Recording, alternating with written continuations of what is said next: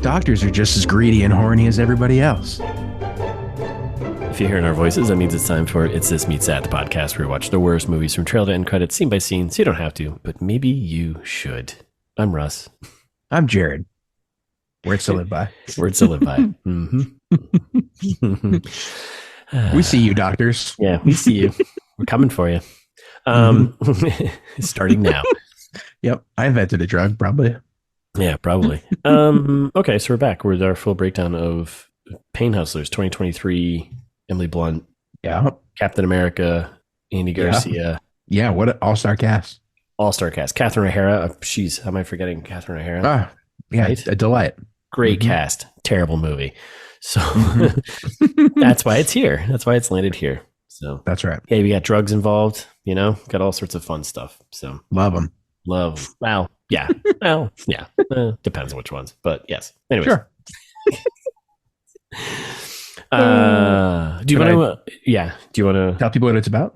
Yeah, why not? In case you missed the trailer trash, which if you did, start there because that's how this works. That's right. Go. If you heard the intro, it's trailer 10 credits. So You'll like it better, probably. probably because it's only 25 minutes, 30 minutes. It's shorter, right? Yes. But stick around. This is fun. This is good. Yeah, we have a good time here, folks. We Great laugh. time. Great time. Just like come to and hang out. Yeah. It's like we're all just hanging out, crack a beer, hang out, sit on your couch. Right? What a time. Yeah, don't unless you're driving and listening drive. to this on your commute. Don't Yes. crack a beer. Yes. Don't listen and drive at the same time. Or no, don't drink and drive at the same time. Yes. Yeah. Okay. Listen and drive. That's fine. Right. Listen and drive is okay. So anyway, Pain Hustlers. It's about Liza dreams of a better life for herself and her daughter. Hired to work for a bankrupt pharmaceutical company, Liza skyrockets with sales into the high life, putting her in the middle of a federal criminal conspiracy. Oof. Yeah. I mean, it's all there. Sums it up. Yeah. As a famous person once said, it's all there. So, Was that you? no, it was actually a friend of my dad's. Oh, Pretty good line. It's all Weird. there. There's feedback you give someone. It's all there. It's all there. it's all there. Yeah. Love it. Yeah, it's good, positive. Anyways, all right. So yeah, I think that nails it pretty much, right? Yep. No And- super gripes. No mega gripes. No. For me. It's a fine log line. Yeah. I'm pre-thinking about my expectations from the trailer and how wrong I was about most things. We didn't quite nail them.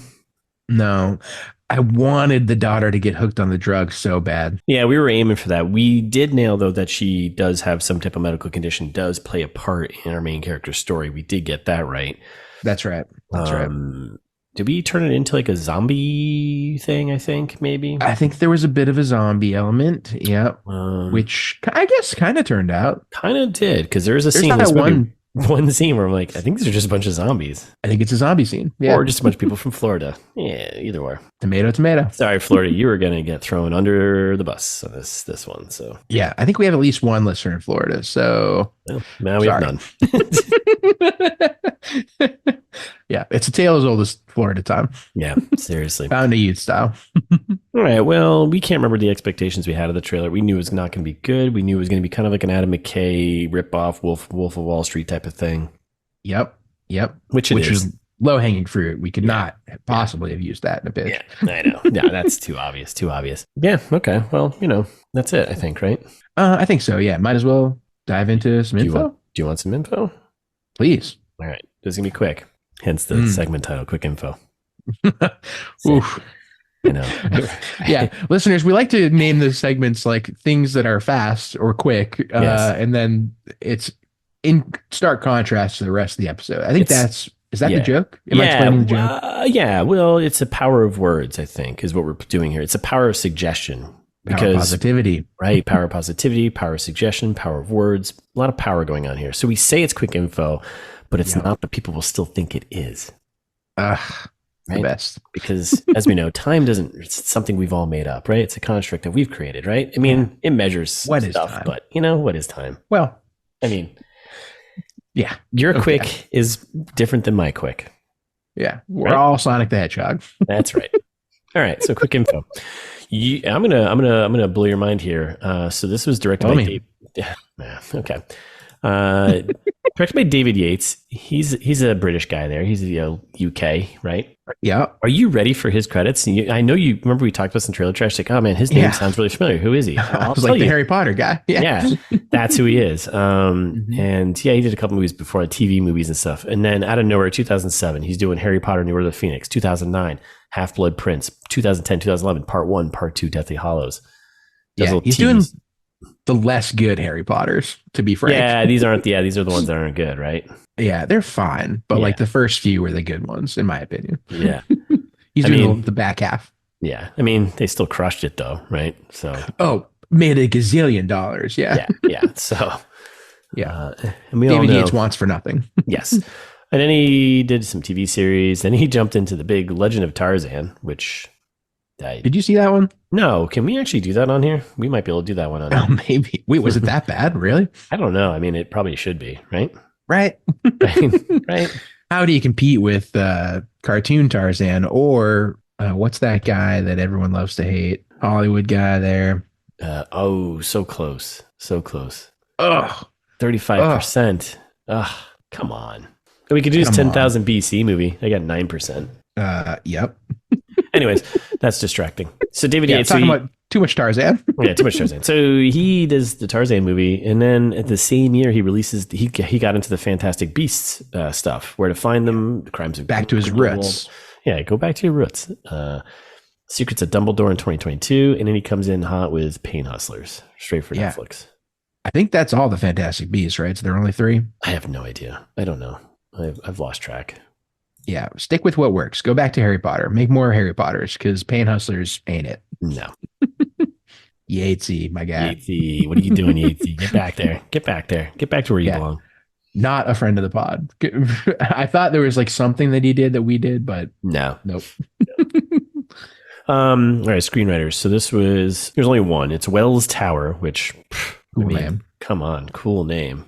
Cool name, not a cool screenplay. He doesn't have a lot under his belt, according to the IMDb. He's just written this. He's just written this.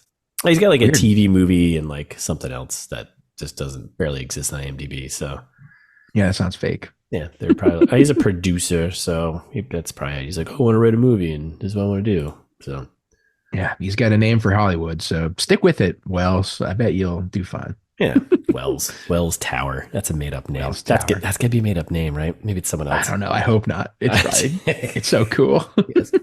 Like the parents are like, what shall we name him? Wells Tower. Is that short for Wellesley? No, it's just Wells. Yeah. Imagine being down in a hole, but also high in the sky. Right. Wells Tower. A man of paradoxes. This well towers over you. Okay. And then it's based on the book by Evan Hughes. Okay. So maybe a journalist or something. Like, is the book as fictionalized as the movie, do you think? Or is the book a more straight retelling? I think it's a more straight retelling. It's not like fictionalized at all. He's I looked up him a little bit of his stuff. He's written for New York Times. He does all these investigative articles, journalists, stuff like this. So yeah. Oh, kind of a big deal. Yeah, I guess. I don't know. Yeah, sure. Okay. And he's not British like David Yates? No. A journo, I think they call him. No, I don't think so. Across the pond. No, he's not. So just good Neat. old David Hughes. Yeah. Or Evan Hughes. Not David. Evan. David's his brother. Whatever. Right. Howard? Duck? No. All right. So Howard the Duck. Evan Hughes' brother. This is when we're doing a little word association. You know, it's my favorite game. All right. So who's in this movie? Do you want to know? More than anything. This quick info has stumbled a bit here, but that's on me. It is ballooned. We'll speed it up here. All right. So Emily Blunt who plays Liza Drake, our main hero character. Maybe not hero. Protagonist. Blunty. Chris Evans, our Captain America, plays Pete Brenner, kind of our sleazeball. Hey, how you doing? You're not going to make 100K. You're going to make 600K this year kind of guy. Yeah, good accent that he's doing in this movie also. Yeah, I'm sorry. When I told you you're going to make 100K, I was wrong. You're going to make 600K. All right, settle down. Settle down with that. Just tell me what I'm going to make. Catherine O'Hara plays Jackie Drake, a.k.a. Mom, Liza's mom. Chloe Coleman plays Phoebe, the daughter. Andy Garcia. Do you mean Come on. 2020 nominee for outstanding performance by an ensemble in a drama series for Big Little Lies? Who is this? Chloe Coleman? No, I did not. I did not know The that. Chloe Coleman? That's her. Wow. Okay. Nailed it. Nailed it. Mr. Andy Garcia plays Dr. Neil. Basically our villain in a way, I guess, right? Is he really the villain? Yeah, I think so. Right? Because he's the mastermind at the top here, kind of doing this Yeah. whole thing, right? He's not the villain. Yeah. He's not the villain. He gets the most prison time. I mean, Spoilers. according to the FBI, he is the villain, so I'm gonna go with the FBI on their call in this Right. situation. So Brian D'Arcy James plays Dr. Lydell. Cool. Yeah. We got He's in stuff, I think. Yeah, so I know his name sounds super familiar, and I was like, I recognize him. I know what he's been in, but I don't. He's not really bald, right? No. He's been in a bunch of stuff, but none of the stuff like I'm forgetting which one that he was in. That he's in Hawkeye. Devs, that was big. Oh yeah, One Devs. episode of Devs. One episode of Devs. Right. Okay. Yeah, he's like one of those guys you always see him. You're like, oh yeah, that guy. What's he doing? He's Oh, in there. big Okay. 13 Reasons Why guy. So he's no stranger to Netflix. That makes sense. He's done his one episode of Law and Order Special Victims Unit, so he's done his time. You have to. He's done his Yeah, time. he's a journeyman. Yeah, definitely. Okay. He's in this. He plays Dr. Lydell, important, kind of Also the point. villain, kind of. Definitely the villain in this movie. Yep. We got another Duplass. Ah, Jay. Love it. I know. Jay. It feels like The the rare forgotten Jay brother. sighting. Yeah, the rare Jay sighting. He plays Larking, the marketing guy, the VP of marketing guy. Yeah, you love to hate him. Yeah, you do. Amit Shah plays Eric Paley. He was what was his role? He was like He was the CEO at first. That's right. That's right. Yeah, first half of the movie, he was the CEO. That's right. And then we got Shelley Jane. She plays nervous doctor's crush. Whoa. Okay. Yeah. So there you go. Nailed it. Box office numbers, I couldn't get any. This was released in theaters for a short time though, Wow. but it was on Netflix because now they're doing the whole release in the theater for a short time so you can get, the Academy Awards. Yeah. That's silly. Yeah. Just put the movie out. Just Put the movie out. Who gives a shit about Academy Awards? Mm-hmm. So this was done on a budget of $50 million. That's too much. On what? Chris Evans and Emily Blunt. Florida? I think they probably shot it in the UK in a green screen. Classic Yatesy. Yeah. He's like, no, let's do it a little more like Harry Potter. Can we All fly British, around all green screen, all day? all day. 50 all day. All day. Okay. Pip, pip. Pip, pip. Cheerio. All right. Listeners, it's the only time I'm going to get to do British this whole, because the rest of it I'm going to do Southern. Yeah, Southern Florida accents.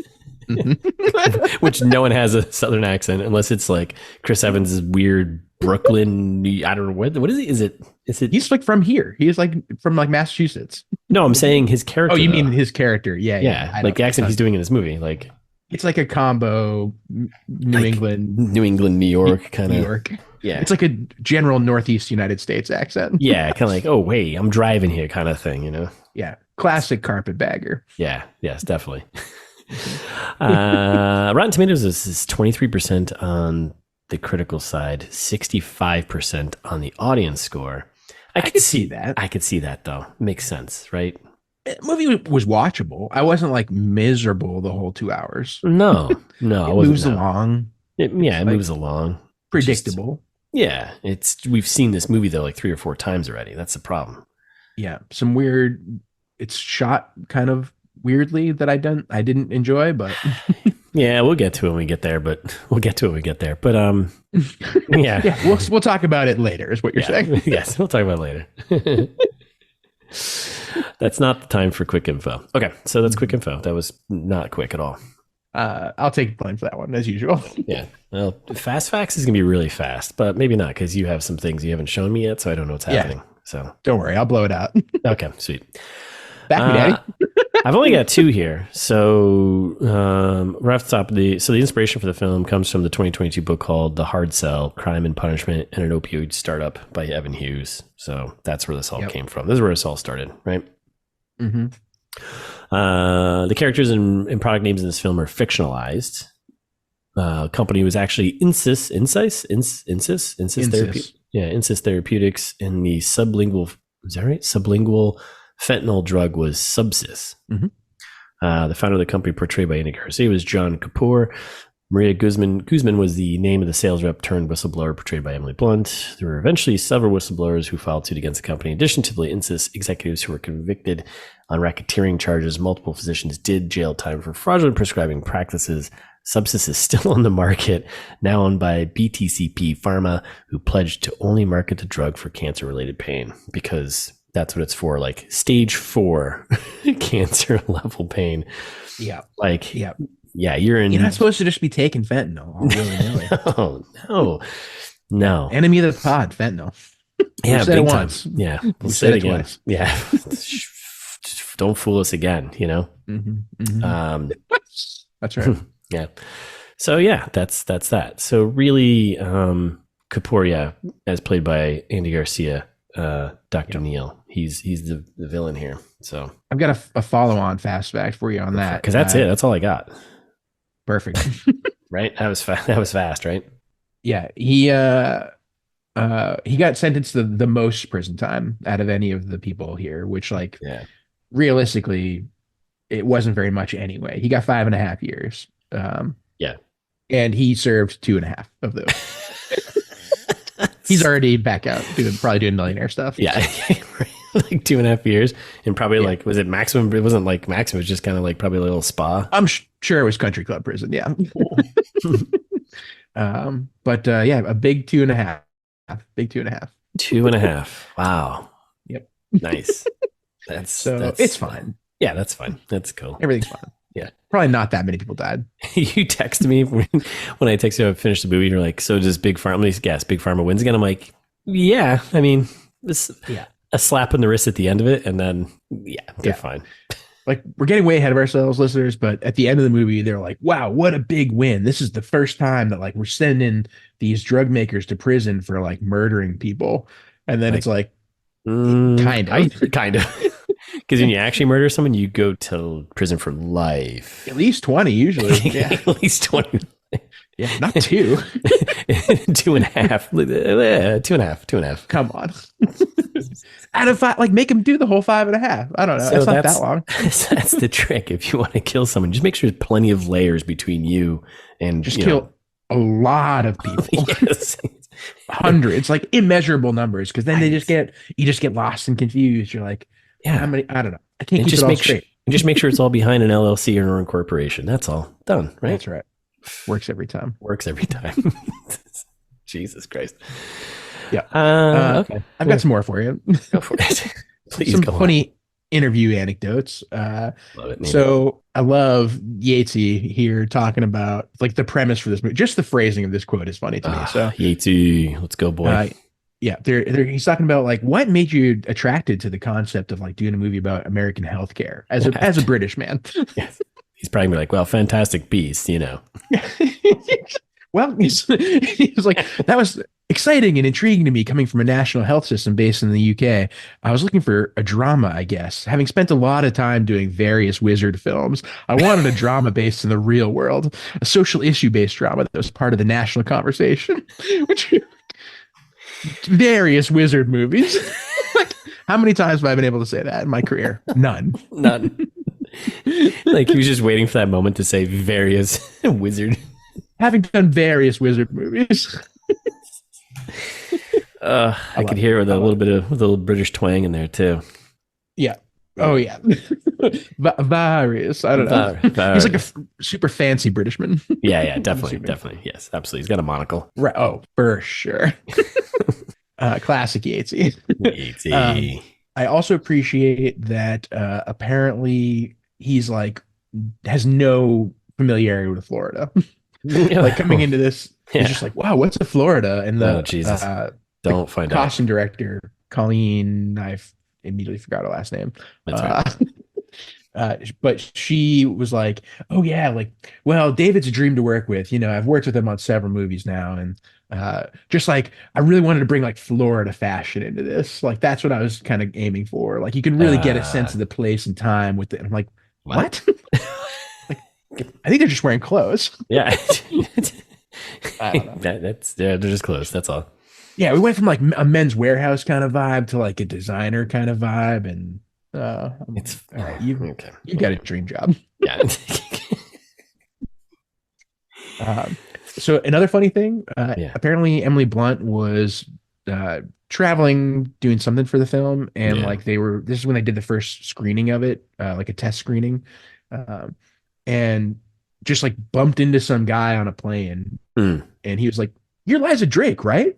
And she's like, how could you know that? The movie isn't even out. Like, what do you? And he's like, oh, I was at the test screening from yesterday. Like, I Yeah. really liked her character, and like, she was super relatable. Like, the rest of the movie, meh, but like, otherwise. And so apparently they took those notes, and I guess there were supposed to be like a few other storylines that we follow, just deleted it all. They're like, let's just make it about her. She's more About her. interesting. Yes. Yeah. So it could have been longer. We don't need that. We don't need the Yatesy cut. Yeah, the Yatesy cut, classic. Also, Chris Evans, we'll get to it, does a rap, He which does. I'm He shocked does. that you didn't text me about it. I wanted to text I you, but it was like 2 o'clock in the morning when No, I was watching I this. just kind of want to leave it to you. I just want to be like, I think I was like, what is happening right now? So funny. They gave him the lyrics to that the morning they shot it, and they were like, I mean, come on, it's Chris Evans. Come on, Captain America. right? He's gonna come through for you. Like, What is he what done? a great. I just wanted to highlight Chris Evans and his acting ability because he kind of pulls it off. It's not like it's pretty funny. Yeah. Chris Evans doing a rap Yes. about drugs. While dressed in like a nasal spray like Yes. costume. Yes. But it's also like not that bad for having learned it a couple hours ago. Yeah. He crushes it. So, all right. Those are some good fast facts there. Additional ones. Yeah. And the last one to wrap it up. There was one, the movie phone like article that I read about the movie. The movies they picked as representative of everyone's like the thing that they call them out from. Yeah. I was just baffled by the choices here. So we've got Emily Blunt from Oppenheimer. Okay. What? Okay. Chris Evans from Knives Out. Okay. Catherine O'Hara from Home Alone. Andy Garcia from The Godfather Part 3. What? Jay Duplass from Horse Girl. One of these stands out. Ryan D'Arcy James from West Side Story and Chloe Coleman from Dungeons and Dragons: Honor Among Thieves. Incredible. Yeah. I mean, I guess you're none going of the things these people are famous for. No, but those are just really well-known like films. That's all it was, right? Yep. Like just call it the Oh my god. But like all of their other movies are also equally well known. Like Chris Evans from Avengers. I don't know. Like what? Yeah. Like like I don't get it. Yeah. Baffling. Anyway, that's it for me. Yeah. Okay, well that was fast. Yeah. We did I it. thought so. All right, let's keep moving. Do you want to Colleen Atwood. Colleen That's her name. Atwood. Atwood, right. Atwood. Classic. Sorry, I interrupted your pitching okay. of me to pitch you. No, that's okay. But now, do you want to Hollywood pitch me, motherfucker? Okay. You know All I right. do. Okay. So this movie's clearly the founder meets the Flintstones. Double F's for me today. I love the alliteration. Thank you. So the founder, a little more straightforward, I guess. For you listeners who haven't seen it, that's the movie about Ray Kroc, the McDonald's guy, who like really brought McDonald's and like fast food in America to be the business that it is today, right? The gazillion-dollar business. Just like our movie here talking about opioids and being a gazillion-dollar business. Like, what's more American than fast food? Opioids. Opioids. I mean, right? It's basically another drug, right? I mean, yep. Ray Kroc, founder, kind of stole it from the McDonald's brothers. Definitely did. Yep. It's the American dream, right? That's what you do. Another American dream. That's right. If you can't have a good idea, steal one. And I don't think our founder in this one stole the idea, but he's definitely kind of like a shady dirtbag founder guy. Yes. Yeah. The main villain, just like in the founder. Yes. Ray Kroc is kind of the main villain. Kind of is.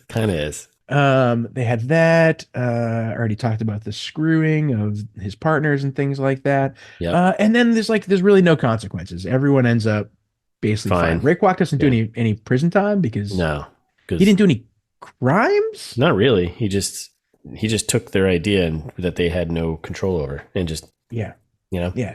Just, both parables about the dangers of unchecked capitalism. Yes. So there's that. Meets the Flintstones. Speaking of dangers of unchecked capitalism. Right. So Can't wait. you may remember the Flintstones movie, as everyone knows, John Goodman's most famous role. Mm-hmm. Yeah. Yep. Uh, they, Mr. Slate, who Mhm. is the Fred Flintstone's boss. Right. So again, we're keeping with the evil capitalist kind of things, like That's right. famous for having poor working conditions, all that. Yep. Yep. They also invent game-changing product in the Flintstones, just like A hammer. in Right. nope, concrete. Yep. That's It's right. how you declare the Stone Age being over by inventing right. concrete. That's right. Okay. All right. And it's like, the Flintstones, a tale as old as time. Just like this movie, you got the working man who's Yep. down on his luck. Yep. You get greedy capitalists taking advantage of him wanting to hustle. Fred Flintstone, classic hustler. Yep. 100%. Just doing what he can, working for the man, collecting a paycheck. Really means well at the end of the day. Maybe does some bad things along the way, just like our hero here. I already forgot her character's name, Liza Drake. Liza Drake. Yep. Yep, some complicated love relationships there, complicated relationships with children, just like this movie. Yeah. Yeah. We see what's her face there. She's like, it's kind of like a little abusive at times, Yep. but it's also, she'd do anything for her daughter, just like Fred Flintstone would do anything for what's her face, Yeah. the daughter. Yeah. And helping Pebbles. Thank you myself. And helping Barney out with Bam Bam. Like That's right. everyone's just trying to have a good time. Yeah. And I think that's pretty much it. Okay. You could throw in there too. I don't know if you mentioned this because I got a little distracted while you're doing the founder, but another right. connection, McDonald's, just as accessible as fentanyl down in Florida, right? That's right. That's right. You can find it on every corner. Every corner. Just like McDonald's. Yes. Okay. That was What do you good. I got? like that. Okay. So I'm going, this is going to be fun and I feel great about it. I'm Okay, going, good. it's Glengarry Glen Ross, the 1992 David Mamet flick, James Foley directed, David Mamet written. It was originally a play turned into a film. That's right. That's right. Meets Aliens. Yeah, that's right. Aliens. Yeah, the first half of this, I'm following you because it's that movie. But also the second one, I'm confused. So I'm going to need you to elaborate on all this for me. No problem. Glengarry Glen Ross. You've seen that one, right? Yeah. Al Pacino, Jack Lemmon, Alec Baldwin, Ed Harris. Awesome cast, right? Great cast. Just like this movie. Alan Arkin, Kevin Spacey, Jonathan Price, good casting. Kevin Spacey exonerated more or less. Is he? Is he good? Is he? Well, yeah. I think not criminally liable anymore. Possibly still a bad man, but also maybe that guy was a liar. I don't know. Innocent in a court of law. Hey, you're innocent until proven guilty. That's how it works here. Okay, we don't just remain innocent. Twitter is not the law. Okay, it's not the courtroom. So let's all. That's right. Okay. Yeah, Kevin Spacey, mixed bag. Mixed bag. Okay. Probably a jerk. I don't know. Probably a jerk, but I don't know. I still like some of his movies. Anyway, so all right, so I'm going with this one. This one's pretty obvious. You could probably see a lot of parallels here. Both movies we got about sales reps just trying to survive, right? That's right. Both have sales reps getting or going after leads with kind of deceitful, dubious tactics. And Glengarry Glen Ross, it's a real estate thing, and all the sales reps are kind of battle over like the leads that they have. In this movie, much less regulated. Much less regulated. And in Pain Hustlers, they have like this speaker program that they put together to pull in their leads, the doctors and stuff, to get them to sign up and start using their drugs, blah, blah, blah. It's basically a payola scheme in a way, right? Yep. Mm-hmm. Not in a way it is. Yep, it's bribery for sure. It's bribery. Both have a timeline of success. 1 week, right? She was about to give up, and he's like, "No, you have 5 days. You had a full week. I have you for full week to get this, to continue working. Then you can give up." Yep, good call. This movie takes place over a week, or it takes place over 2 days, but they have a week to prove success or something. I forget exactly how that works, but Sure. both have a character with an ill daughter that needs, the commissions. Oh, yeah, I forgot. Yeah, that needs commissions to help said daughter. Yeah. Wow. Both have moments of sales reps manipulating weaker clients or customers to get what they want. Glengarry and Ross, I think one character tries to convince some guy to buying a property. He's like, no, this is like a great investment. It's an opportunity, not just a purchase. Opportunity knocks. In this movie, they're pushing a drug, to help all pain, not just cancer pain. Headaches. Yeah, headaches. Let's just get it out there. Let's get this super strong drug to deal with headaches. Yeah. When I have a headache, I always take fentanyl. That's Jared's MO. That's what he does. Mm-hmm. And then last one for this is both involve the police and or FBI. I think there's a detective in Glengarry Ross because there's a burglary, right? Where because someone comes in and steals the leads, so they have a detective come in and he's like questioning everyone. And in this movie, it's a burglary of people's lives. So yep. Yep. Yeah. Federales. Yeah. So Federales coming in. Pinkertons. Now meets Aliens. Yep. James Cameron, 1986. You got some explaining to do. What a great sequel, right? Sure. As soon as I say this, you're gonna be like, yeah, there it is. Okay, right off the bat. Both movies are about motherhood. Both movies are really about surviving and the survival of someone else. In this movie, it's the lesson that Liza learns as she's seen her daughter, and then she's starting to see these people die and have these issues. And all of a sudden she's like, me being a whistleblower is going to save lives and get this drug out of people's hands, right? Because it's killing people. And she says, I need to do the right thing to save people. Aliens, Sigourney Weaver's character, Ripley there, comes across Newt. She takes her on as a daughter. There's this whole motherhood thing. You got the queen alien and her, trying to save her kids. And, so there's a parallel there. Okay. Yep. Pretty good. A lot of it's going to be more like kind of like parallels and metaphor connections between characters and whatnot. So it's the best kind. Yeah. Aliens, we got Carter Burke, right? Played by Paul Reiser. Just like Pete Brenner, Chris Evans' character, kind of the corporate sleazeball who will sacrifice others for corporate greed, right? Yeah. Yeah. Okay. Both have really shitty locations. Aliens are on LV-426, battle-ravaged colony, infected by xenomorphs. My least favorite planet. Right? Of all the places. In this movie, they're in Florida, infected by Florida Man. And my other least favorite planet. In fentanyl, the people on fentanyl. Let's see. Oh, I like this one. The Colonial Marines are basically compared to this movie, are basically the people affected by Big Pharma, right? Because no one cares about them and they die in each movie. Oh, that's totally right. Love that. You like that? And then last but not least, Wayland Yutani Corp, right? The corporation in Aliens and Alien and all the Alien movies is basically Big Pharma. In the end, that's true. They each, like at the end of each movie, they kind of just get a slap on the wrist, like, oh, 2.5 years of prison. Really? That's all you got? Yep. Wayland Yutani just keeps motoring, and they'll always come back and they will always win at some point. Yep.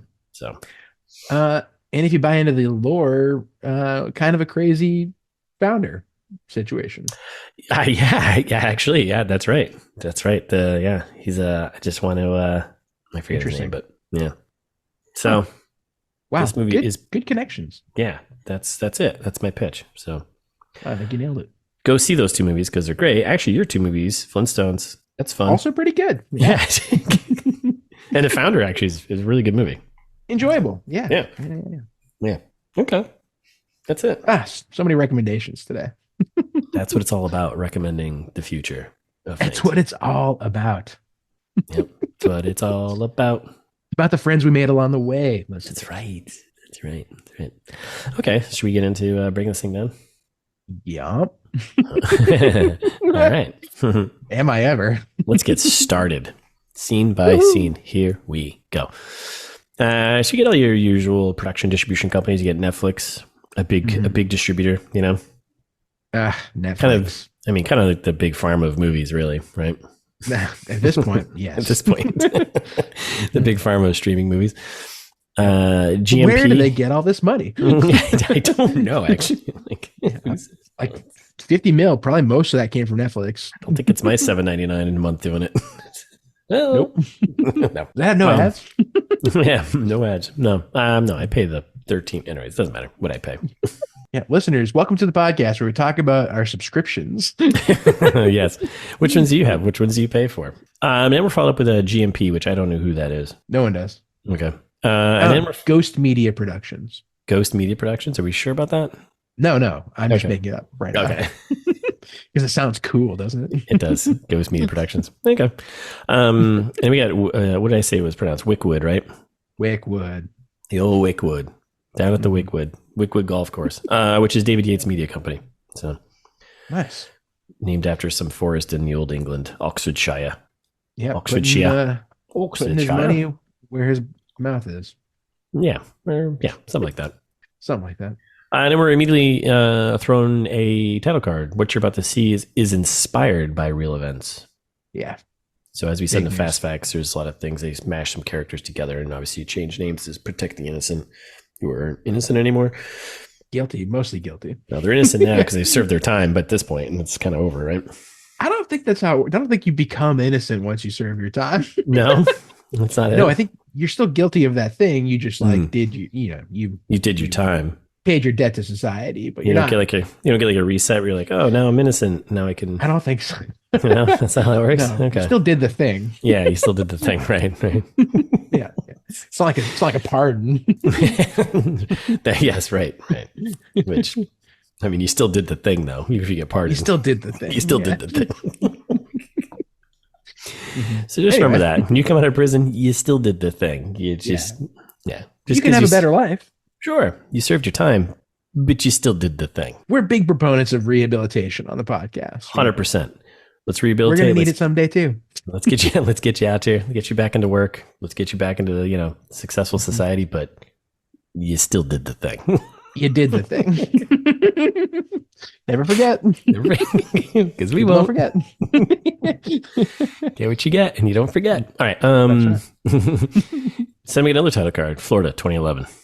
I missed that one. Oh yeah. Immediately. Off to a good start. Good start. We just got a car driving. Right? Yeah, it's a shot from the trailer, and it's her cruising on the highway there. That nice little bridge that goes over water in Florida. And we got a voiceover from Liza right off the bat. Throw the first. What did she say? Throw the first stone. Sure, something. I started to write it down, and then I stopped because I didn't care. And she's like, "This is my story, and I did it for the right reasons." Money. Yes. Correct.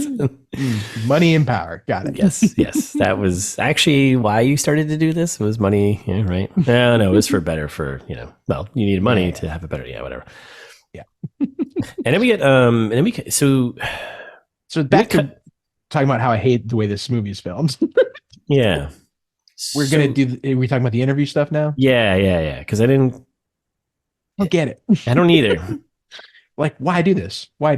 So they basically introduce all of the characters one at a time with little title things. It's all black and white. Yep. For some reason.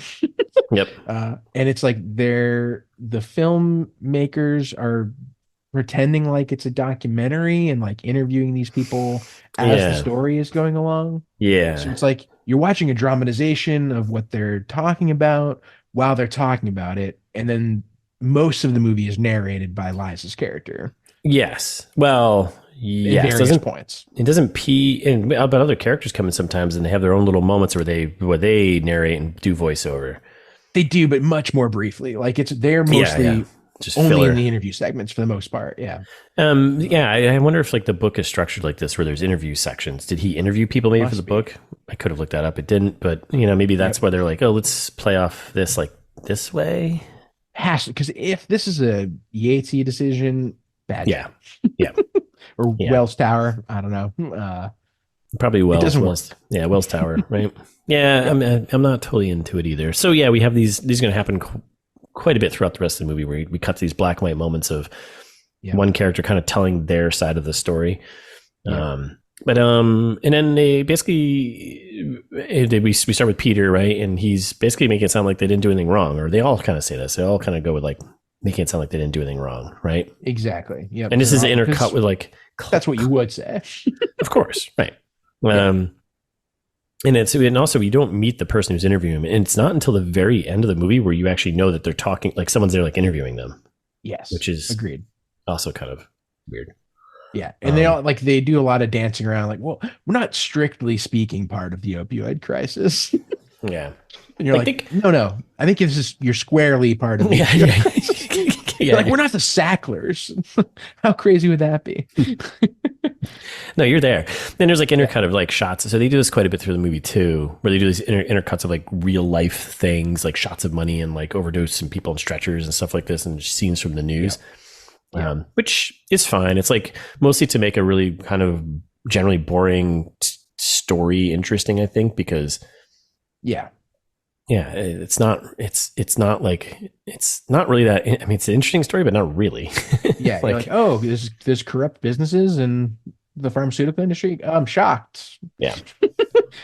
Crazy. Yeah.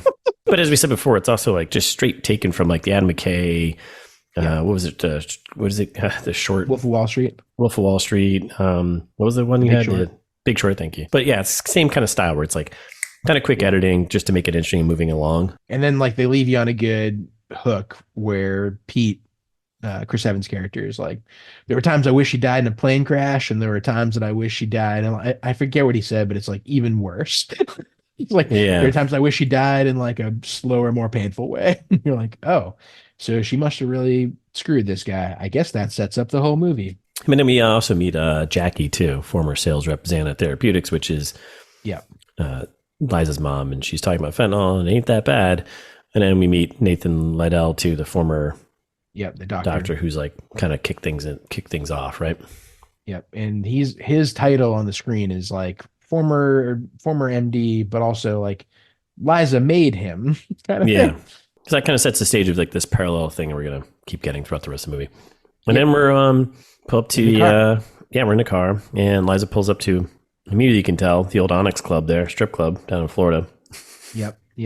And there's like a angry phone call occurring about a custody battle with her ex-husband. Bunch of exposition about her current situation, her life. She's a single mom trying to provide for her daughter. We learn all this in this phone conversation as she's leaving the car, walking into work. And then she's in the back, and then then she goes on stage, and he has like this weird showdown moment with another dancer who ends up becoming a rep, and a bunch of other of the women at the club end up becoming reps for them. That's right. Right? Yep. It is weird though. Yeah, I don't get it, because it looked like they had like this beef between them, but then she ends up bringing her into. They never explore that. No, not one bit. No, like she's a worse dancer, obviously. Yeah, she's not doing her job. She's just standing there. Yeah, that much is clear. And then she like Pete. We get introduced to Pete, and now Pete's at the club, drinking away, trying to sell something to a doctor who the doctor guy is not listening. No, he's not having it. Not having it. And then the doctor guy walks away, and Pete starts drinking his troubles away. And this is when our fated heroes meet each other, right? Yes. And she's like, I don't want to dance, blah, blah, blah. She's like, I'm not going to give you a dance. Whatever. I don't want to give you a lap dance, blah, blah, blah. She's like, and this is an annoying thing. And they just a couple times, but she's like, we basically learned that she can read people. She's like, I can tell you all about you, right? Yeah. And she starts going through which she does, and she goes through the whole spiel, and she can read them. So we learned, cool, she's got this ability to read people. That's great for sales reps. Got it.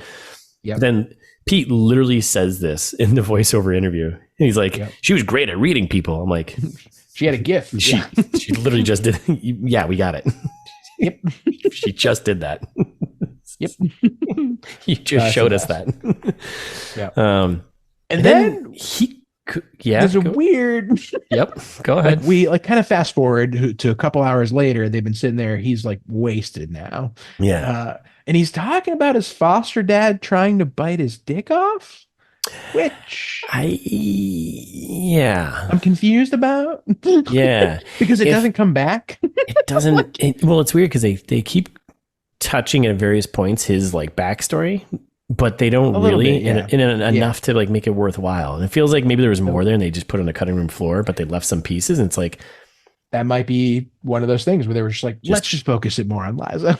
And guess what? You should have cut even more. Cut this whole thing out. Because like you're trying to make a sympathetic character out of him. Maybe that's what they're trying to do. Like, oh, he's this sleazeball kind of guy, but let's make him sympathetic because he went through this abuse and stuff as he was a kid. Yeah. But he's grossly unsympathetic the rest of the movie. Right. So it's like his character arc doesn't change or become, you know what I mean? He hasn't become the thing that whatever they're trying to. Yeah, it doesn't pay off. No, just cut all of it. Just make him kind of just come off as a sleazy guy who's sales guy. That's all. But he does end up offering her the job. And this is kind of from the trailer, right? Like, come work for me and you'll make $100K.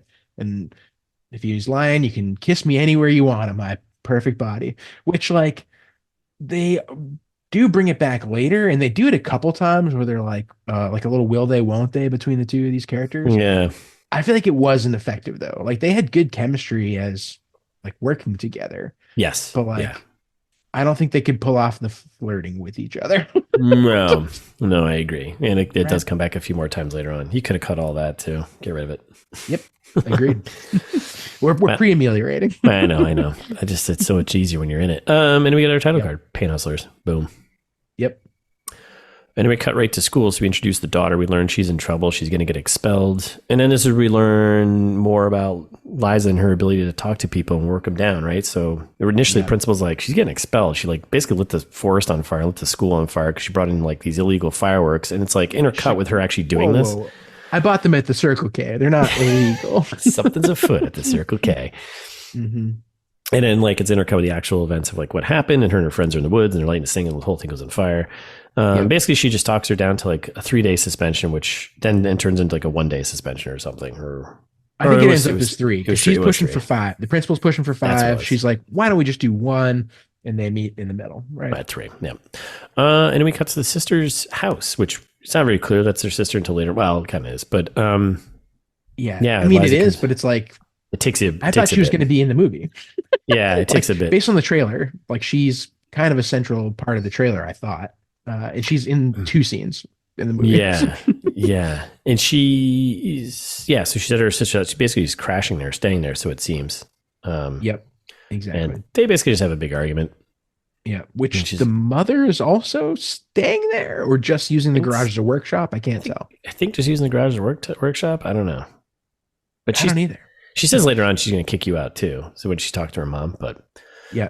And we get a little bit of an intro into Liza's like hustle mentality kind of thing. Where like, oh, she invented this app to like help market the makeup brand that the mom is making. And like it like scans your face and recommends a thing. And I'm like, all right, well, this is all very believable technology for now. Like I could totally, I'm sure there's 10 apps that do that. And they're trying to paint her as like she's an original thinker. She just doesn't necessarily know how to like get it done. Right. Yeah, right. She has like just had hard times. Someone needs to give her a chance. Right. And she just got canned from her dancing job, and she owes her sister a bunch of money. So that's what we kind of learned there. And then at the end of it, she just kicks her out. Sister's like, well, I'm done. Get out of here. So. Yep. And that brings us to we're driving again. We're driving again. We're at the motel. So we pull in the motel. This is all from the trailer, right? Car breaks down as they pull into the motel. Classic move.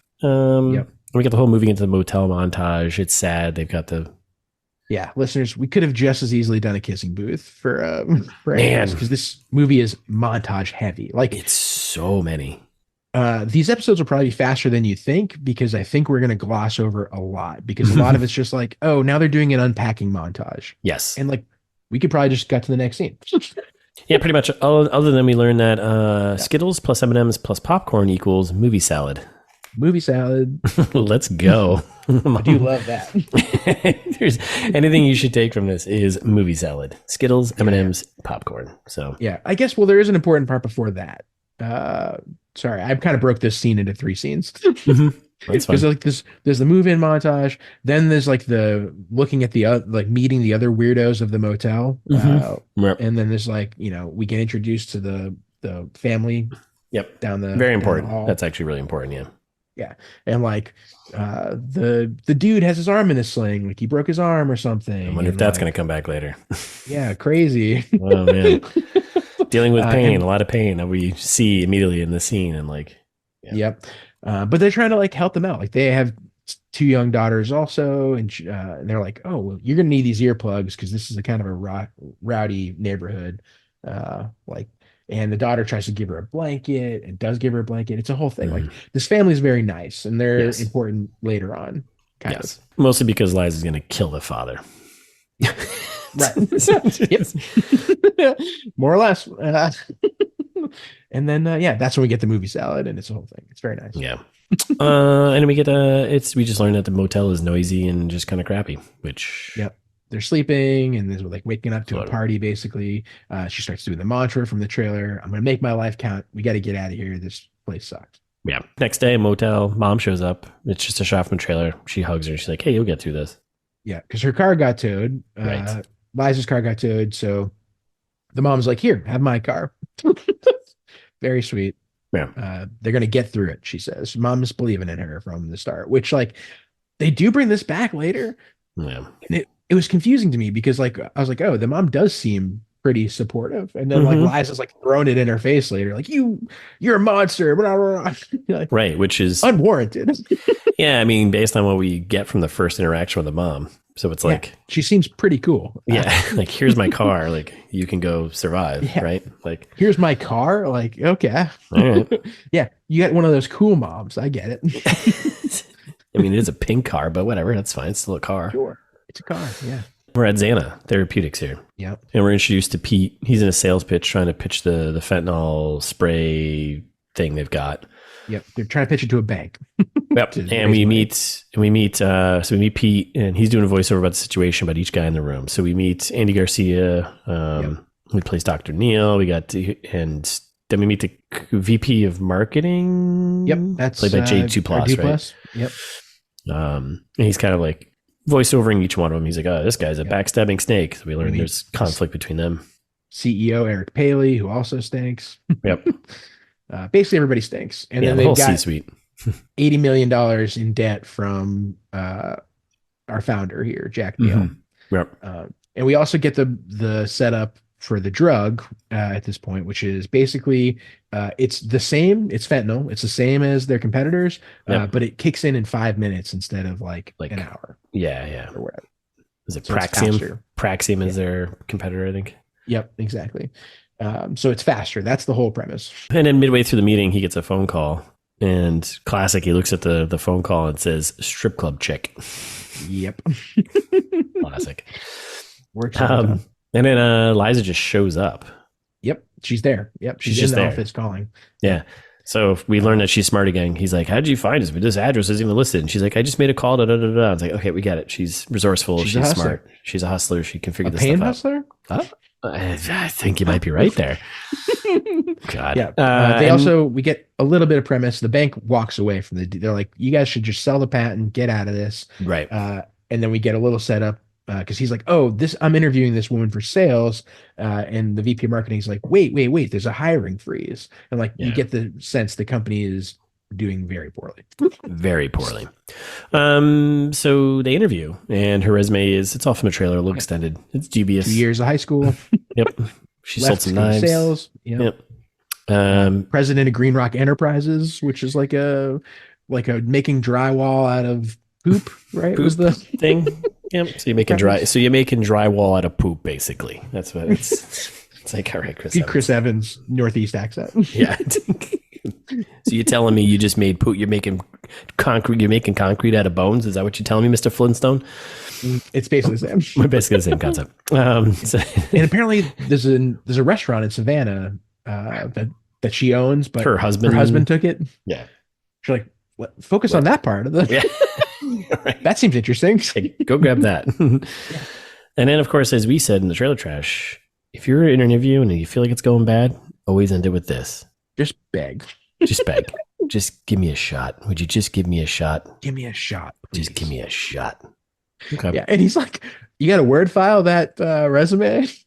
And then they do like a little, like very brief, like rewrite montage. The resume montage. Yeah. It was like a polishing up of the montage. It's like the one when you hand it to your parents and they're like, no, you're not, you didn't work at a retail place. You're the assistant director of retail.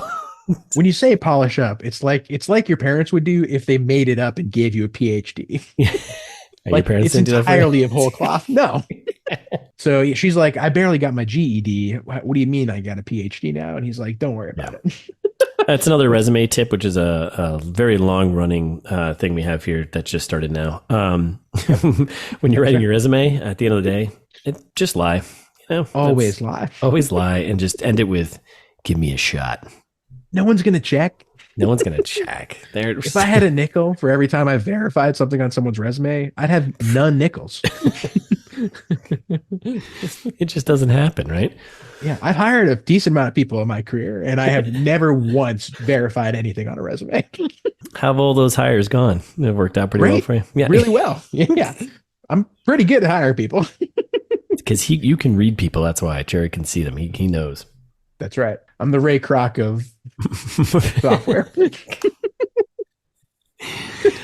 Oh my goodness! Different movie. And then we have the same thing with the trailer. Pete introduces Liza to I kept calling him Mr. Drake. That's her last name, Mr. Dr. Neil. There, he does the hand sanitizer thing, this is where you kind of learn right off the bat, like, oh, this guy's he's gonna be a loose cannon later on. He's like eccentric. Yes, a little bit.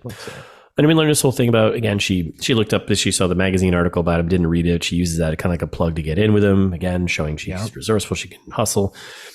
He goes on about his wife, Xana, which is the company's named after, died of cancer, and that's what he was looking for. Like, why do that? Like, yeah. Like the real company, like, oh yeah, his wife named Insys, I'm assuming. Yeah. Like, do it more like the real company. I don't know. Stupid. Don't waste a plot point on that. But we learned that he came up with a drug to relieve those in the same pain. She went through like a lot of pain, and this was his. Yeah. She was dying of cancer, suffering, yada, yada, yada. But he's basically like, well, you're going to be joining a doomed endeavor. Like, the company's in the shitter, so good luck. Yeah. You're in. You're in. And then we learn about base pay. Base pay, by the way, is for shitbirds, okay? I've heard that from this movie. It's all about commissions, okay? Yep. Don't say base pay. Base pay is for shitbirds. Classic Chris Evans. Yep. Money walks, money talks. Yeah. Their commission structure is ridiculous. And I wonder if actual like pharma commission structures are like this, because he's like, you can make $500,000 on 10 patients. Probably. You're like, how? Can I just do that for like a month and then call it quits? Like, I don't. Yeah, dude. Like, I know you're looking for a gig. Like, I can't do it. I did sales once, It's not. Did you? Yeah, a long time ago. AOL? Yeah, I'm selling the CDs. I knew it. Do you need internet? I thought I got these for free in the mail. No, that's what big internet wants you to think. That's right. ABC, always be closing. That's what they said. Yeah. It's nothing's free. If it's free, you're the product. That's right. So we're back at the motel. He gives her a disc. It's like, here you go. Watch this DVD and learn all about us. So she goes back and we get the first, she's watching a video about the drug. We learn there's, Mass General research. I was like, whoa, yikes. Let's not pull Mass Gen in here. Mass Gen knows what they're doing. Let's settle down here. Which, by the way, they do. Yep, that's right. So she's learning about the Lanafin or whatever it is. And then we have a mom-daughter moment about being in big pharma sales. Daughter's kind of making fun of her. It's weird. Like, the daughter's like giving her tips and tricks for pharma sales. She's like, oh, I read this like forum post. You need a low cut blouse and a push-up bra. And like, I don't know. They have like a weird little fight about her reading sales smut. Which obviously isn't that far, because later on, like, that's basically what the sales reps are doing in a way. Yeah. I'm also confused about the daughter's age, I think, for most of this movie, because I'm like, I am too.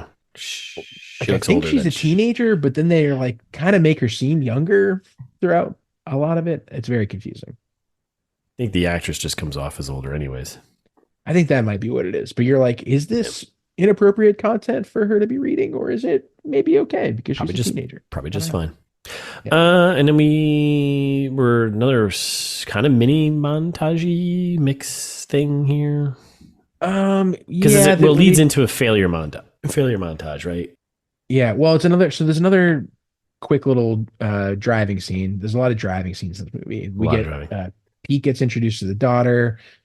He's like, "Oh, you're cool. Like, you did arson." Yeah. And then that's when he's like taking her on her first sales gig. So then he's like, all right, we're going to this pill mill, basically. Yeah. It's in a shitty strip mall in Florida. You can picture it. Exactly. Yeah. It's a classic, what you expect from like a Florida strip mall pain clinic. And we get introduced to our doctor, Lydell, who's in the parking lot smoking. Yeah. And this is our $9 million man, right? Yep. That's when we kind of like kick off the montage And a this, little yeah, bit, and this right? kicks into it. So then we doctor's office, and she's kind of doing a pitch to him. She brought in some Apple slump, she called it, which I was apple like, slump. I've never heard that in my life. Me neither. Don't you mean apple crisp? And then we meet the competition immediately. So some woman comes in. She pops up every once in a while. She works for Praxium, and she comes in. She's got the gift. She's already sweetened him up. She knows how to hustle. She's got him right. Works every time. And then we go into the failure montage. She's just pushing on doctors. One guy's like, "Didn't you know this guy was banned like years ago or something?"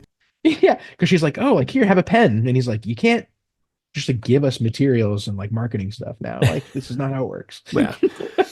And then there's like a weird moment where she like catches the daughter just like staring off into space because we don't yet know that she's got this seizure situation, right? Right, exactly. Yeah, but she's like having a mini seizure, Mm-hmm. and at this pitch, she ends up collapsing on the floor, and it's a whole thing. She has a full blown, I believe, grand mal is the medical term. Not a doctor, but I don't play one on TV. No clue. I have no idea. And then we cut to Phoebe's doctor. Yeah, real The doctor, daughter. real doctor. Yeah, I think so. yeah. He seems like a brain guy. Yeah. So he's like, I got guy. He's like, I got a bunch of answers. He's like, there's something you got right in your brain here, and they're like, is it the tumor? He's like, no, it's not the tumor. And he's like, when this thing swells, you get the seizures. And he's talking about removal options. We can go in and scoop it out. And we cut to like a melon ball scooper, and Liza doing some voiceover here, and then Pretty we get graphic, this keyhole option where they go in through the nose and they basically give you a lobotomy and pull this stuff out, right? That's what you want, right? But nothing is. It's not covered by the Medicare. Medicaid, yeah, very expensive. Medicaid, yeah. Yeah, and it might get straightened out during puberty on its own. There's a chance, but there's also a chance we have to do the surgery, like TBD. TBD. Unsure, unclear. We'll save it for later in the movie. So then he's like, long story short, keep things stable at home, and then it intercuts to them sleeping at night with the loud noises. And Liza's like, okay, we have like the quick little Sam Raimi, like, poof, fill up the trunk, poof, in the car, and we're off. Yep, classic. Motel ain't gonna do it. Yep. So another car scene. There's so many car scenes. So many car scenes. And she's explaining like, you just got to go live with your dad for maybe a couple months. I think it'll be fine. Yeah. And she's like, oh, you mean my evil dad and my evil stepmom who hates you and like says you're a bad mom? And she's like, oh. Mm-hmm. And they're like, that's like the end of that, basically, except for then she gets a phone call from Pete. Mm-hmm. Well, he goes off on her about working for the 5 days. And she's like, I haven't closed any deals. He's like, I got you until 5 p.m. Yeah. She's like, I've gone through the whole roster of all the doctors you told me. And he's like, all right, well, then do it again. Get turned down twice. Yeah. Because he's caught that she was out of her territory. He's like, why are you out of your territory? Why are you out of your territory? Yeah. Territory. Territory? Good Northeast accent. That's right. And then she goes back to the sketchball doctor. She's like, basically just parks in the parking lot, so it looks like she's there. Yeah, which is stupid because he's like, oh, I'm going to drag you through small claims court. And you're like, no, he's not. Oh, you don't have any money to do this. Why are you doing this? You know? No, like realistically, the movie just ends now because she's like, nope, I have to go on about my business and get a real job. And like, yeah, just go back to the strip club. You'll probably make plenty of money there if you just get enthusiastic about your job. Exactly. But instead, she goes to the doctor's clinic. And she's like, I'm going to go talk to him. He's out smoking again. She's like, I just came back to get my Tupperware. And then she's inside. She overhears a patient talking about, this is where we're introduced, what was his name? Max or? Matt. Yeah. He's, the doctor's like talking about his divorce and stuff. Like she's trying to sweet talk him at that point too. Because she's like, oh yeah, like I just came back from my Tupperware. And that's when she, meets Matt. Kind of, or like she overhears him complaining about this lollipop, this fentanyl lollipop that's not working, and he's in pain all the time. And his wife's like, "Can't we do anything, Doc?" And he's like, "No." No. And then she confronts Dr. Lydell and is like, "Hey, that's exactly what Lonafen's for. I'm not trying to even sell it to you at this point, but like, I don't get it. Why is no one willing to prescribe a better drug?" Right. And he's like, "Listen, lady, you don't understand how the industry works." Yeah. And then that's when our patient's wife, Matt's wife, walks in and says, "Hey, now, get me that drug. Let's go. give me that stat." Yeah. So then we cut to a little doctor meeting with Matt and the wife and the doctor, and they're like, yeah, it's basically the same thing, but it works faster and better. And Yeah. he's like, I don't know. Yeah. And then we get a ton of backstory about Matt that I just don't really care about. When it cuts into like the patient black and white interview thing. So now he's Exactly. talking. He's like, and he goes this whole backstory about him. He was in the Navy Corps or something, couldn't handle the pain. It was Marine, I brutal. think. What's that? Yeah. It was a It Marine. doesn't matter. Yeah. Yeah. He was in the military. So he's like, I can handle pain, but this pain is I couldn't handle. It's debilitating. Cut back to the doctor's office. He's like, yeah, let's do it. So, Yeah. And the doctor's like, okie dokie. okay. And she's pumped. She's out celebrating, and daughter smiles, and we're all going to make a ton of money. Yep. Cut to the office. And the CEO is basically like, all right, everyone, like, you know what I'm going to say? The company's in the shitter, like about to lay off everyone, you think. But she walks in and she kind of saves the day, right? She's like, I got a script. Yeah. Well, it was only 4 mics though. So, but Right, only 4 mics. Whatever. come on. Is it micrograms? Do you think it's micrograms? I think so. I don't know. I don't They know. didn't explain it. No, they didn't explain it. But then he went back. She goes in. She's like, yeah, I sold the $9 million man. And then she said they basically set up like that. They'd have a speaker program where he can go and Which I didn't know that was what this was called. I didn't know that either. I feel like I've heard of this thing, like where like pharmaceutical companies will pay a doctor to like go do like a speaking circuit, kind of where it's basically like a fancy paid vacation to get around the lobbying and bribery laws and stuff. Right. Which we cut to Pete in an interview doing the explaining of that, and we intercut with like shots of, people on vacation and doing this whole thing and partying and women and booth babes and stuff like this, where they basically just wine and dine them and get them to come out. They pay them, put them on vacation. Yeah, like you just said, and it's a legal grift, but everybody was doing it. So that's it. She has an idea. She's like, well, why don't we just do this ourselves? Yeah, because the marketing guy's like, no way, that's expensive. Yeah. And you're like, okay. Because as we know, she's good at pitching and hustling people and reading people. She pitches it to Pete as like, how about we host the event ourselves so we can screw that VP of marketing guy over there.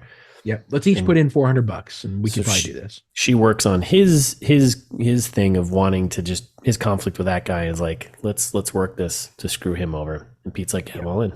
So that was kind of important only because it comes back in a line later. When they were setting up the conflict between Pete and the VP marketing guys, like they were both fighting for the COO job. Yes, right. Yeah. And like nobody got it. It sounds like it'll come back later, but that's part of their beef too. They're fighting for the same job. So then we're at a hotel. With the event. Yeah, the event, the first speaker program with Dr. Liddell there. No one showed up. So empty. So she starts to improvise and she goes and finds some doctors at the hotel by the pool. Yeah, because Pete's like, if we don't get doctor names on that sheet, like this becomes illegal. Like that's when the feds show up. Right. Like we got to have some doctors here or we can't do this. And she's like, it's a hotel. There's got to be a doctor here. Got to be one, right? So she pulls into, and then Liddell shows up and he's like, no one's here. It's just Pete and the two doctors she pulled from the hotel. These 2 wasted podiatrists. And he starts to leave, but then she again hustles and convinces him to stay. And yeah. Cool. She asked about his patient. She's like, how's Matt doing? Like, is the drug working for him? And he's like, yeah. And then it cuts to Matt and he's like running around on the beach with his kids. And he's like, it gave me my life back for a minute. It was awesome. I love drugs. For a minute is a little A foreshadowed because Matt's doesn't make it. Yeah. Yeah. And so basically she's like, doesn't the industry need to hear from people like you? Like you wrote what was right for the patient. You wrote that script, not the one big Praxium. Like you got to change the whole scene here, right? You got to flip the script, figuratively and literally. Yeah. Yeah. All right, let's go back to the party. We can make this happen with the podiatrist. Ribs and wine. Ribs. Let's go. Yeah. And then we have like a karaoke montage. What's Liddell rips closing time. Yeah, that's it. I was like, it's got a closing time. I was like so blanking on the name of the song. I was like, God. He's awesome at it. Yeah. And that comes back later too, because they played at a key moment. But now it's a party. It's going great. Yeah. And then we got more people showing in, and we get the doc is totally drunk. And then Pete basically makes the speaker offer, kind of like this payola scheme thing going on. Speak out how great the drug is, blah, blah, blah. Right. Yeah, there's like a little bit here where she's like, I did nothing illegal. Pete took care of all of that. And he's like, here, let me pay, like, let me offer you kickbacks for switching all your patients to Lonafin. And he's like, okie dokie. And explains that like Big Pharma is all about finding that gray line. Like this is what they're arguing in the parking lot then. Pete and Liza, she's like, don't you think that's a little amoral, like what we're doing? And he's like, no, it's probably fine. Yeah. Like like the fines are baked into the marketing budget. Like you pay a fine, you get a slap on the wrist, nobody cares. Yeah. You're a pharma legend, you saved the company. Let's go. So where does that leave us now? At the motel, I think. Yes. Right, with the Back moms in the day. drinking in the afternoon.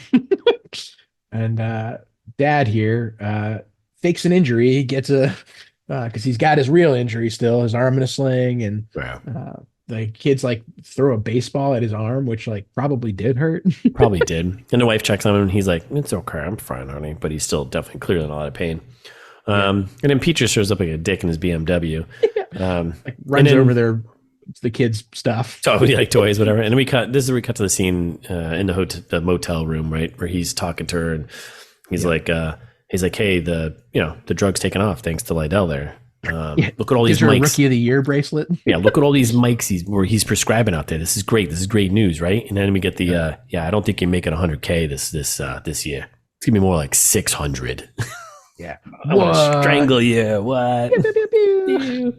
Fired up. She's like, what? Really? And then he's like, whatever, deal's a deal. You can kiss me anywhere you want. Yeah. And she kisses his hand, his knuckle. But unlike the drug we're selling, this is highly addictive. And you're like, I hate this. Yeah. But she kisses his hand and she is genuinely thankful because she's like, you know, this is a better life for me and my daughter now. We finally made it. And then we cut to the sister's house. We get the mom cooking meth. Not really. She's not cooking meth. She's making some cosmetic stuff. She's making makeup. Yeah, she's in the cosmetics, which that comes back at the very end.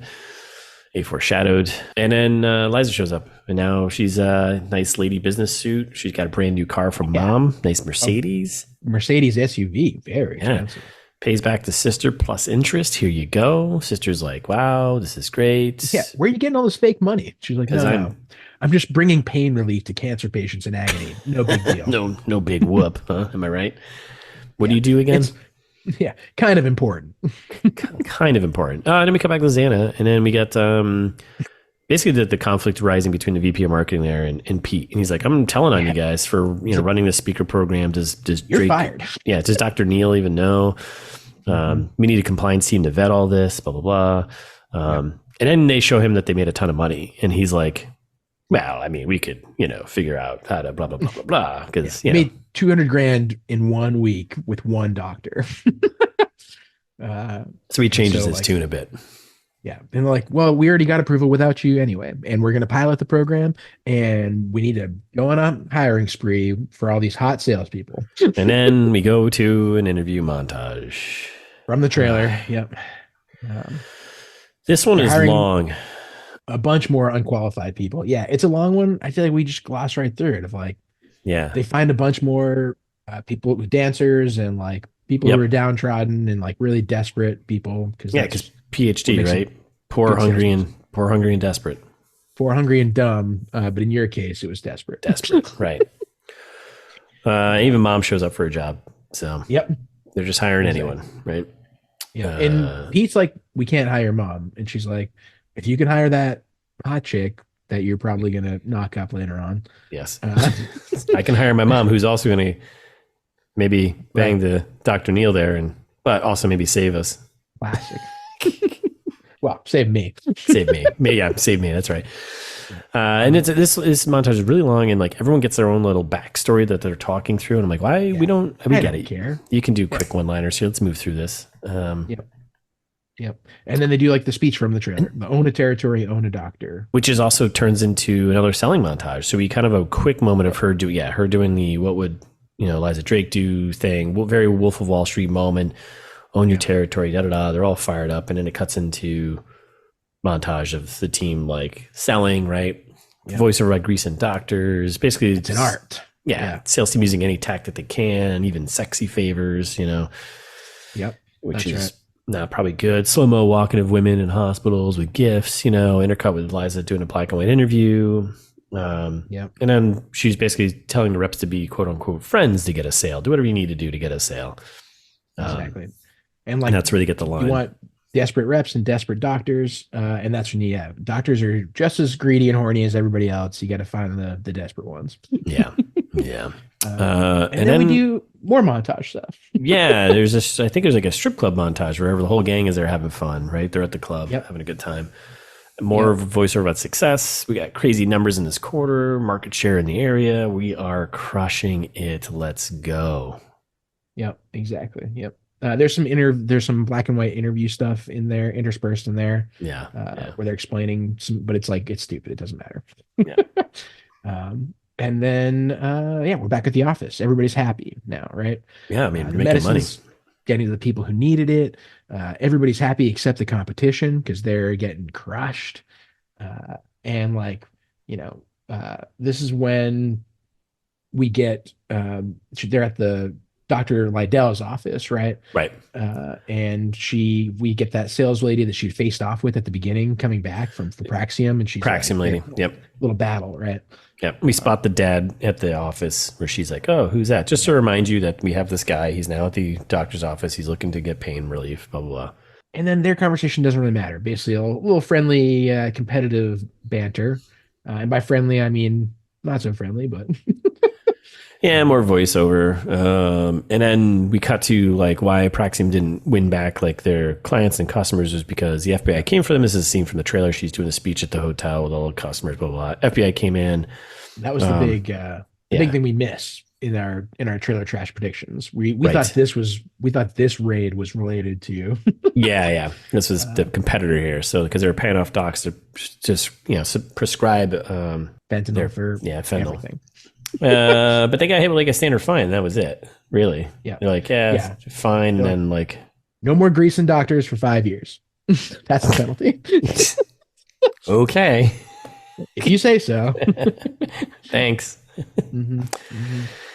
Okay, so then we're at the new home. We got a new house. We got a new apartment.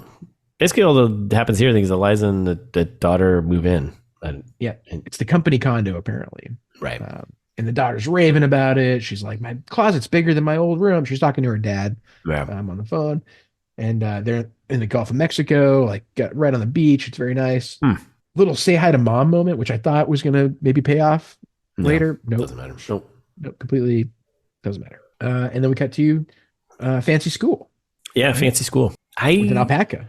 This whole scene was completely unnecessary. Not to ameliorate it already, but I know. I Cut don't this whole plot. get the point. I don't know what this is. I mean, I get the point was just to show that money talks and money, money, Exactly. right? That's all it is. It's like, but we get that. We already understand that. Basically, the headmaster of the school there, she's like, oh, if you want to get into the school, it's pretty competitive. You're gonna have to pay. Like, how much can you pay? And she's like, oh, I can pay full tuition, 100%. You're like, oh, okay, cool. And she's like, can you pay enhanced tuition? Which is actually double full tuition. Because double it is. Everybody's wasting money. They're doing a bunch of grift. The alpacas were expensive. Let's do it. It's just to show that she's got even more money and then the next scene I hate. Yeah, we're back at the new home and mom's there, and mom's asking basically about a favor to get popcorn tower. Popcorn tower. That's important. That's important. I'll come back there. That's a big A foreshadowed. I'd love to have a popcorn tower be a foreshadowed. When there's a popcorn tower, you're going to ask me to do something fucked up. Yep. And mom's asking for favors. She wants to be number one, right? And I forget exactly the details. I kind of was like, she just wants more territory or something like that, or basically, she's like, I don't understand. Like, aren't you in charge of the sales team? Like, can't you like get me a better territory? Or it doesn't matter. I mean, it does matter because it becomes the whole crux of the whole plot. Yeah, but I do too. This is right around the halfway point. By the way, and then we get like so then this is like we have this really quick walk and talk outside of the car going back into Xana or something between Pete and Liza, and all we pretty much learn about this is like he knocked up one of the sales reps they hired. Yep, the one that was like the exchange for hiring the mom. Yes, right. And talks about his crappy parents more, which like again like it doesn't. It's like your backstory. You're not doing it. You're not building sympathy for this character at all. No, and that's fine. the baby on the way. I don't care about this character. No, like, and just make him the sleazeball guy. Like, that's fine. Just make him Yeah. that through the entire thing. Cut all this stuff. We don't need it. Just make him this, Yep. because he doesn't change at the end, so it doesn't matter. And Nope. I don't care. So, Yep, exactly. and then we're Back at the office, Yep. and they're talking about how you like they get to pay for all these kickbacks. Yeah, and And this, it's a so whole this thing. this is like a presentation meeting with Pete and Liza, right? They're doing a Yep. presentation to Dr. Neil, Andy Garcia, Jay Duplass, and the Yep, other guy, VP the other- marketing and the VP CEO. marketing and the CEO, right? Yep. And then basically middle of the meeting, the VP of marketing, like, long story short, he's just kind of like, he dug up a bunch of past. He's just being a dick, and he dug up a bunch of Liza's past because I guess the husband reached out and was like, yeah, this isn't, none of this is tracks or something. Yep. Yep. And And she's like, didn't graduate high school and went to jail for a bit, got a felony conviction for selling weed gummies. yeah, Like, yeah, it's a whole thing. it's 2011, right? Exactly. Simpler times. And then and you know, then he slaps down the envelope on Dr. Neil's desk, and Dr. Yep. Neil's like, why are you slapping that down on my desk? And he's like, you're being disrespectful to that young lady. He basically turns on him and it's just like, yeah, dude, she's the one who's bringing all the money and doing the thing. He, of course, Liza he's gonna. saved his company. Yeah, he's like, he's not gonna give a shit about that she was a stripper or whatever else. Like, whatever else you think that's bad about her, like, who cares? Yeah. And he's like, in fact, Liza, you're promoted to national sales director. And he's like, and Pete, you're the new COO. That job that you both wanted there. Done and done. And so VP marketing guy's like, I'm gonna quit. Like, you can't, like, I can't do this. Blah blah blah. Like, I'm not gonna work for Pete. And he's like, great, you don't have to quit because you're fired. You're fired. I love that. Oh. We should hire someone for ITMT Labs Corp just so we can fire them. Just so we can fire him. Yeah. The thrill. I can't wait. We'll find someone. Yeah. And then Things are looking up for our heroes, right? Like, they're top Pete and of Liza the hug, world. like Top promotions, of the world. Let's go. making bank. Let's Don't go. worry. Let's get that fentanyl on the streets. Let's go. I can't see how this would go poorly. I can't see it either. I actually thought when they fired this guy, I thought that was going to come back and bite them in the ass later, but doesn't really.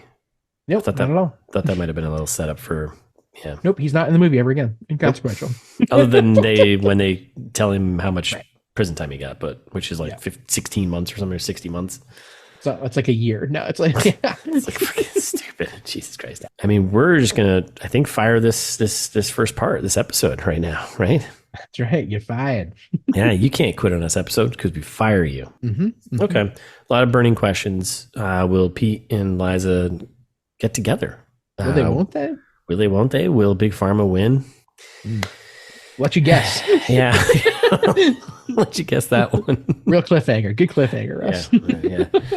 Yeah. All right. I think that's it. So thanks for listening. We'll be back on Thursday, part 2. In the meantime, you can follow us on Instagram at It's This Meets That, ITMT Pod on Twitter. You subscribe wherever you find us. YouTube, Spotify, Apple, Google.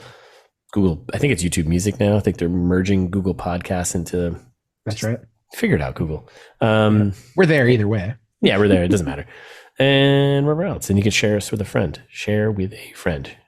Or share with a stranger and write a review, because those are always helpful too. 5 stars, maybe on Apple or Spotify, whichever, or both. Both would be nice. Yeah. Maybe a nice comment. If you don't want to do that, you don't have to. But you could send us an email. We appreciate that, right? We read them in Trailer Trash. Fan service, great segment when we have emails. So Yeah, do it. hint. Hint. It's this meets that at gmail.com. Or We're go to the gonna website. we're gonna set up an email program where we start paying people to send us emails, but we don't have any money, so we'll have to figure out some other scheme to like. Ooh, yeah, kickbacks. Smart. Kickbacks. Yeah. We'll flesh that out. Yeah, you're a marketing guy. You can come up with some marketing scheme, right? Yeah, totally. Yeah. Don't worry. I got us covered. Listeners, we'll find a way to compensate you for your emails. That's right. Completely meantime, legal. Send them and we'll figure out the compensation later. Yes. Or if you don't want to do that, go to the website. I implore you. There's all kinds of information about me, Russ, our rotating cast of ITMT characters. And by characters, I mean staff. I just call them characters because But I mean, they're all characters to us, right? I mean, bunch of characters welcome. yeah, characters welcome, obviously. uh, but they're totally real. 100%. Yep. And you can find t-shirts. You want t-shirts? Yes. Yeah. More than anything. I don't need to clothe myself, right? Of course. If you want to go to a 7-Eleven, you need a t-shirt, get one from us, right? That's right. Shirts and shoes required. For service. No pants, but Shirts and shoes, yes. why isn't that on the sign? I don't know. That's a great question, actually. I'm sure some Florida man can answer that. Something to think about. Buy Russ's book, Host, if you haven't done that. Just go to itsthismeetsthat.com. You can find everything. It's all in one place.